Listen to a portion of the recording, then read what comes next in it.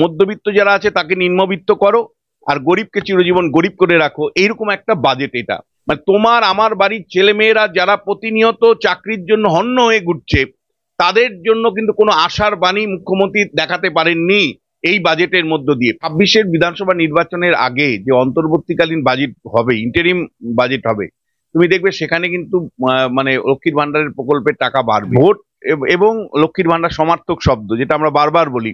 ভোটের আগে 4 মাসের বকেয়া সমেত যখন টাকাটা বাড়বে, তখন ভোটাররা গদগদে হয়ে উঠবেন, আপ্লুত হয়ে উঠবেন এবং দুহাত তুলে মমতা বন্দ্যোপাধ্যায়কে ভোট দিবেন। এরকমই এই ভাবনা থেকেই কিন্তু লক্ষ্মীর ভান্ডার প্রকল্প কিন্তু বাড়ানো হয়নি। এখনো রাজ্য সরকারের সাথে কেন্দ্র সরকারি ঘোষণার পরেও, যেটা এপ্রিল মাসে চালু হবে, তাতে কিন্তু 35% তফাৎ থেকে গেল। অর্থাৎ যখন কেন্দ্রের ডিএ 53%, তখন রাজ্য কেবলমাত্র ভিক্ষার ঝুলির মতন 14% ছিল, এবার 4%, মানে 18% হলো। সব মিলে 35% পার্থক্য থাকলো। ফলে মধ্যবিত্তকে কার্যত নিরাশ এর মধ্যে হলো। যে রাজ্যটা স্বাধীনতার পরে 1 নম্বর রাজ্য ছিল, যে রাজ্য কিছুদিন আগ পর্যন্ত 10, 12, 13, 14-র মধ্যে থাকতো, সে রাজ্য এখন প্রথম 18টা রাজ্যের মধ্যে শেষ 5-এর মধ্যে চলে গেছে। ফলে আর্থিক অবস্থার দিক থেকে কিন্তু পশ্চিমবাংলার যে অসঙ্গতি লক্ষ্মীর ভান্ডারের মানে ঘোষণা না হওয়ার মধ্য দিয়ে, সেটাও কিন্তু ধরা পড়ে। না দেখো, প্রতিশ্রুতি তুমি যদি বলো, আমি কয়েকটা শুধু উদাহরণ দিই।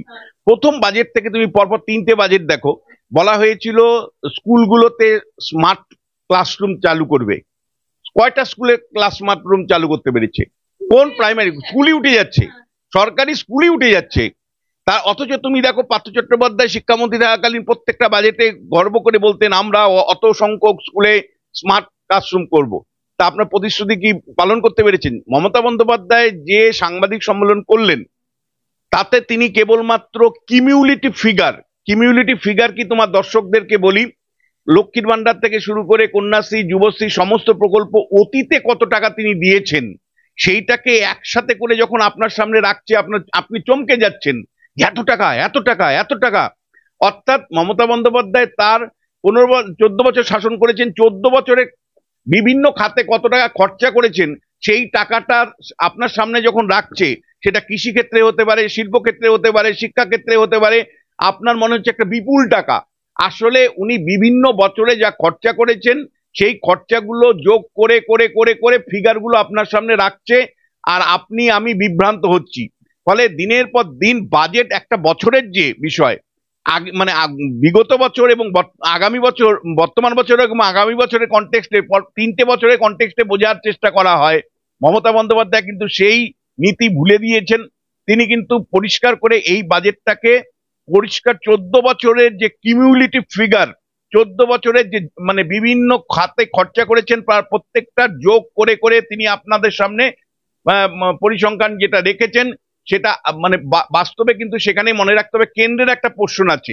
অর্থাৎ এই যে অর্থ খরচ করা হয়, সেটা গ্রামীণ উন্নয়ন প্রকল্প হতে পারে, শহর উন্নয়নের প্রকল্প হতে পারে, আবাস প্রকল্প হতে পারে। এতে যে কেন্দ্রের যোগদানগুলো আছে, কেন্দ্রের বাজেট থেকে মানে যে বরাদ্দ করা হয়, সেটাও রাজ্য বাজেটের মধ্যে দেখানো হয়, যেটা দেখানো হয়। ফলে সব মিলে মানে বাজেটটা এমন একটা জায়গায় নিয়ে গেছেন। আগের সরকার, বাম সরকার, জিরো বাজেটের নাম করে বিভ্রান্ত তৈরি করতো।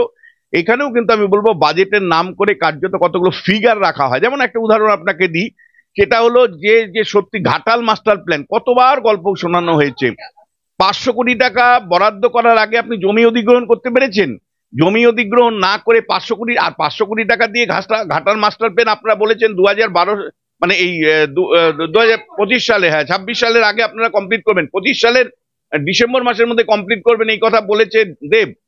ফলে আমার প্রশ্নটা হচ্ছে যে মানে শুরু করবে তো, শুরু তো 24 সালে হলোই না, 25 সালে কিন্তু কমপ্লিট হবে এরকম কোনো প্রত্যাশা নাই। 500 কোটি টাকা দিয়ে এটা শেষ হবে এমন কোনো ভাবনা কাজ করছে না। এবং জমি যদি আপনি অধিগ্রহণ না করেন, তাহলে কি করে হবে? একমাত্র যদি বলো পজিটিভ দিক, সেটা হলো বুড়িগঙ্গা নদীর উপরে যে সেতু নির্মাণের কথা বলা হয়েছে, অন্তত কাজটা শুরু হোক।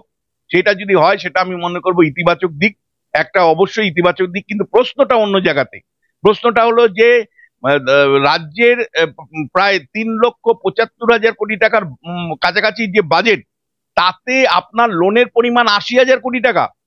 আপনি যখন ক্ষমতায় এসেছিলেন, তখন 2 লক্ষ কোটি টাকার ঋণ ছিল, আজকে সেই ঋণ আপনি 6 লাখ কোটি টাকায় নিয়ে গেছেন, 6 লক্ষ কোটি টাকা।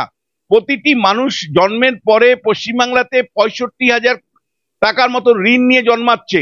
ফলে আপনি যে সামাজিক প্রকল্পের কথা বলছেন, যেভাবে খেলা মেলার যে টাকা বরাদ্দের কথা বলেছেন, সেই টাকার একটা বড় অংশই ঋণের মাধ্যমে আসছে।